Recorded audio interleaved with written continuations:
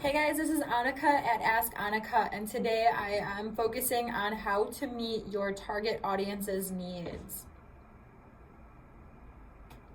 So, for anyone out there who's starting up a company or owns a small business or wanting to grow your business even more, to know your target audience well and to meet their needs is the key, and it is the purpose for your company. So how do you do that? In my opinion, this is something I was thinking about this morning, actually, while I was in a meeting.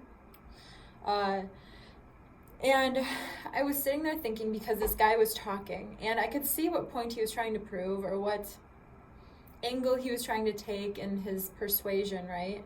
And in my head, I was literally thinking, he is going about it the wrong way. So I find a lot of times when someone wants to start up a company, they believe in their product and they believe in what they want to do and they see the value in it because they feel that it's quality and it's put together well, or they think their service is needed and they know it will benefit. But here's the thing, there's generally a gap between your perspective and your target audience's perspective. So what I suggest for anyone who has a product, a service, or anything that they're trying to sell, whether that's you opened a restaurant, you have a product, a service, whether that being online or brick and mortar, whatever your clientele or your target audience is, to know them, not just define what it is, not just to say women in the ages of 18 to 36 in San Diego and West Palm Beach and who make this much money or are in this type of setting or from this type of whatever, not just describe them, but know them. And this typically works best with people who open companies for their target audience being a group of people that they are already part of, because how much more can you know the target audience if you are part of that target audience or have been part of that target audience for a long time?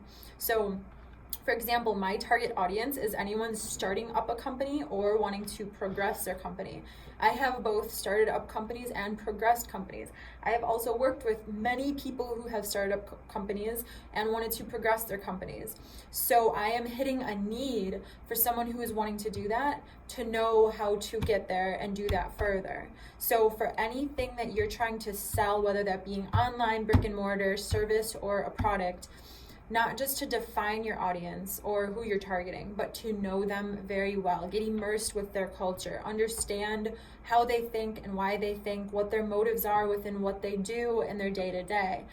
Because ultimately, you might be making a product for a group or an audience that you're not necessarily part of, but you have an understanding of, and you're not really seeing it from their point of view. So put yourself in their shoes, truly get to know who they are. I'd say another way to reach out and to connect to your target audience would be know them truly, engage with them. So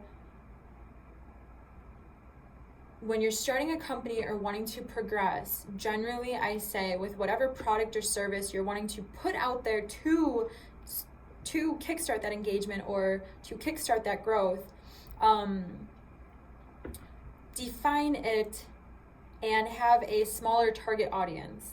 And once you're successful in that, grow from there.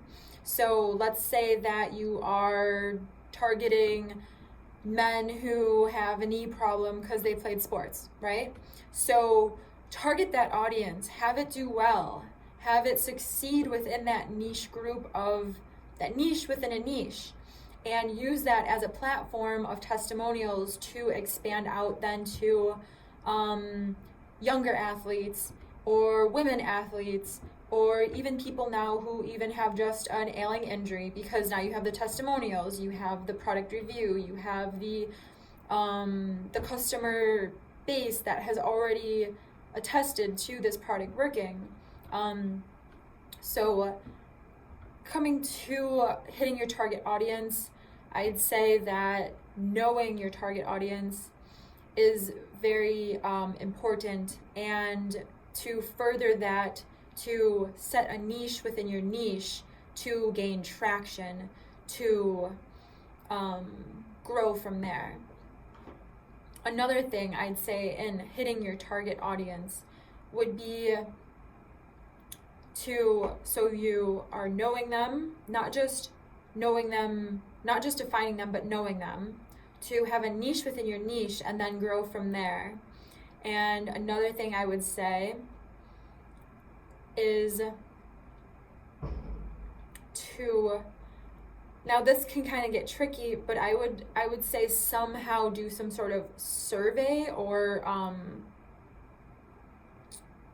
experiment on them in a way, because if you're doing a niche within a niche, and that's a really good way to gain traction actually for your whole get up, to gain traction, is to do something smaller within your service or product for a niche, because that can really gain traction. And to do a survey, because within your broad scope that your target audience is, there are many niches within your niche. And if you can do a survey to find out what percentage of your people are maybe more this way or this way within your target audience. So let's say my target audience is females who are between 18 to 36, who are active, who either have their own job or own a small business, and that's my target audience. But within that target audience, what I mean by niche within my niche would be, how many of these women read 20 minutes or more a day? All the women who do, that would be a niche within my niche. How many of these women spend more than a half an hour at a cafe a day? All of those that do, that would be a niche within my niche. Now within that, I'd say 30 minutes to an hour, because once you're getting into an hour to 3 hours at a cafe, that's kind of like, okay, so like, what do you do, right? Do you own your own company, or do you have that sort of income where you can just chill and lounge out at the cafe all day? Are you working from the cafe? That raises other questions, but these would be niches within my niche. Another question I could say is, how much do you spend on your, let's say that my product is women's athleisure clothing line. I own a clothing line, so this is kind of perfect for an example here. So let's say a question I ask is, do you spend more or less than $100 on athletic apparel a month? Do you spend between $100 to $250 on athletic apparel a month? And these would be niches within my niche of how much are people within my niche actually spending. You can figure it out. You can find out where your majority of people, where are they spending their time? How much do they actually spend on your product or service a month?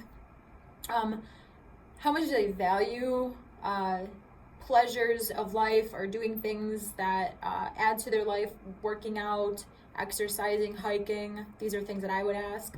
And it can further help your understanding of your target audience. And you can do this just as easy as, let's pretend you started up your company and you have some products made for your first small bulk order for people close to you to try, for you to try, and for you to tweak, just so you can kind of see in what direction you're going. And I do have a video that has startup costs, it's not what you think video. If you are wanting to start up, that is a great video to watch. It's not as much as not as much as most people generally think, and it's much more doable than most people believe. Watch that video after this video.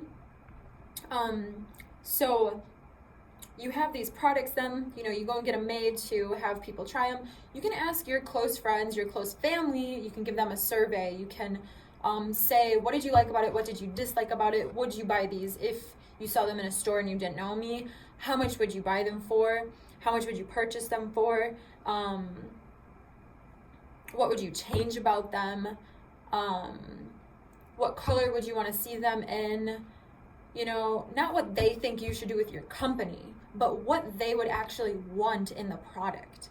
This is your phase where you're learning, right? So learning your customer target audience base is huge. Your clients, your customers. You can do this with anything. You can do this with service as well. Figure out closer and closer to what the majority of your target audience leans towards or gravitates towards within your product or service, and why, and continue to grow that. You know, you can send a survey with anyone who purchases your product that, please fill out this survey, it really helps out my company, thanks for supporting small businesses. Upon completion of the survey sent back, you receive 35% off your next purchase. I hope you enjoy your product. Something like that, because now you're getting feedback from people who are actually customers now, and they already like what you're doing, and these are the people who you're going to base on the direction of where you're going to go with what you're doing to gain more traction and to gain more success. And if you use their idea, I would even be like, this idea came from, you know, or I would even say to them, you know, I took your idea because I really believe that I believe it's a great idea aesthetically, or I tried it and it really was comfortable, or I tried it and it really did flow smoothly, or I tried it and it tasted great, whatever the product is or service is. And I just want to let you know that, would it be okay if I got a testimonial from you and use it on my website? And then now you're starting a thing where customers have a say in their product. You know, you're making it your customer's product and grow with it, or service, or restaurant, or whatever it is. So if this helped anyone out there in targeting their target audience, or getting to know their target audience more better in any way, please hit like, subscribe. My videos are about going about opening a small business or growing a small business in a healthy way. Some of my videos are about mindset, and I'm all about good energy and healthy progression. So hit subscribe, hit like, and I will talk with you guys later. Again, this is Annika, and you have just watched Ask Annika.